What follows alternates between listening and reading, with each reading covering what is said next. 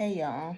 So today I had a meeting with Ste'ce's BCBA, BCBBB, ABCDEFG, whatever they called. I had a meeting with them today. And honey, the way this man clocked my tea while he was doing the assessment with me, he asked me if I had any questions. And of course I have questions. Of course I do, honey. Give me your knowledge. Of course I have questions. So I explained to him that we were having some issues with chores.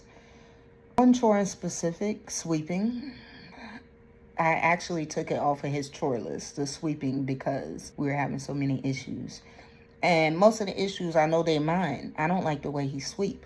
I don't like it at all. And so I described to him what was going on, this BCBA, and he listened very intently. And then he proceeds to tell me that, so what we want to do is behavior modification. I don't like the way you're sweeping, so I'm going to show you the way that I want it to be done. And then you do it that way. That's behavior modification. And he said, what you're doing, or what y'all are doing, is what we call behavior modification. Meaning, basically, instead of me modifying the behavior that Ste'ce is doing, he is half doing the sweeping thing and not really caring how he sweeps, because he sees my reaction to it. And he also sees me later on in the day sweep the floor again after him. So he sees that. So he continues to do that because he knows that I'm going to change my behavior. I'm going to change my behavior to fit him. Clocked my tea so hard. Clocked it so hard I wrote it down and told y'all. Do these kids know that they modification, and do they know that? I knew it. Ste'ce and all his constituents, they're having meetings behind our backs, thinking of ways they could stress us out. You see? So now I know what to do. They gave me some tips about sweeping and chores in general. So what they do is that they address the task. We want him to sweep let's say the whole floor, the whole downstairs floor. We want him to sweep that. They address the task and then they break it up into smaller tasks. So the first task would be, let's sweep in this square right here. If you have a tile floor, he said this works wonders. It works great with a tile floor. We don't have tile floors, so I'm going to improvise. And I'm just going to make a square. I'm going to somehow figure it out. Or I'm going to section off a spot. I'm going to figure it out. So you can make a square. And then you have them sweep that square. And they'll know. You tell them. If they're appropriately, they swap all the trash from the square.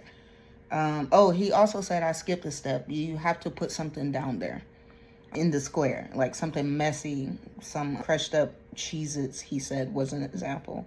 And have them sweep in that square. And if they don't get all the crumbs from the square, you both will clearly see. And then you let them know when they're like all done, which I know my son will. He gonna say all done. He gonna just sweep without looking. And then he gonna be like, I'm done. And then that's when you say, no, you're not. Look, keep going. And he said eventually they will become more aware of where they're sweeping. And then when they get good with that square, you can do a bigger square or go on to the next square. If you have a tile floor, you can go to the next square. Eventually you'll progress to them properly sweeping the whole floor to your standards. And I thought it was mean because I was like, man, I cannot worry him and my daughter about cleaning to my standards. And he was like, how come? Why not? Because you're supposed to teach them anyways.